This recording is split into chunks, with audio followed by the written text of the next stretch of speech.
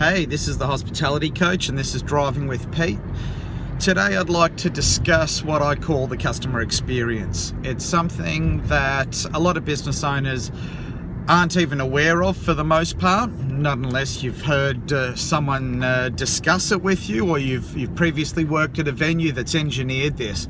Now what the customer experience is something that's engineered and designed by the business owner and staff, and it's a walkthrough of exactly what your customers experience when they interact with your business or service. So in the instance of a cafe or a restaurant, the customer experience begins from the moment they potentially park the car or walk past your business and view your business from the outside.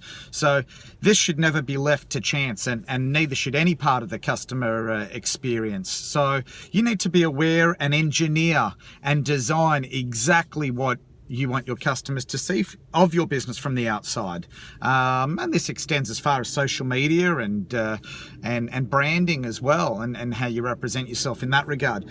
So you can engineer this. You can have someone design this. You can design this yourself.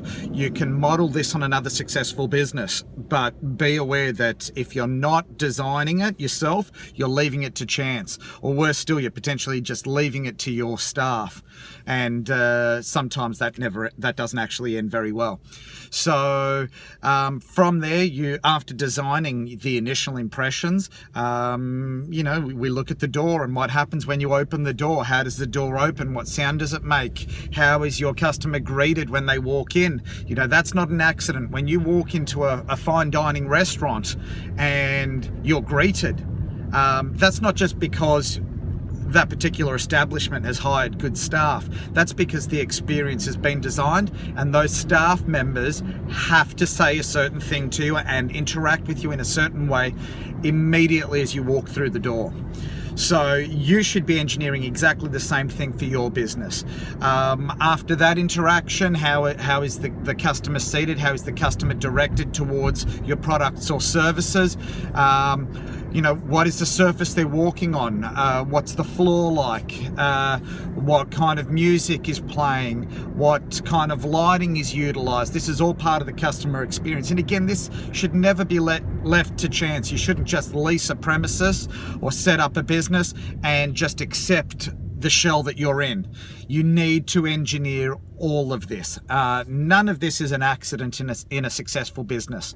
What are the tables made out of? What's on the counter? How is the counter illuminated? How do your staff interact with the customer when they're at the counter? What is said before the transaction? What is said during the transaction? What is said after the transaction? How is the product or service prepared? All of that needs to be engineered and never left to chance. I often describe this process as engineering the always. So when you're speaking to your staff, they're items of interaction that always occur, no matter what. And if they miss an always item, they need to explain to you or the supervisor why that level of interaction never took place. Okay, they're always. If they're not an always, you know what you'll end up with? You'll end up with a heap of nevers. Your staff never do this, never do that, never do this. And your customer never experiences this, never does that, and never comes back. Okay?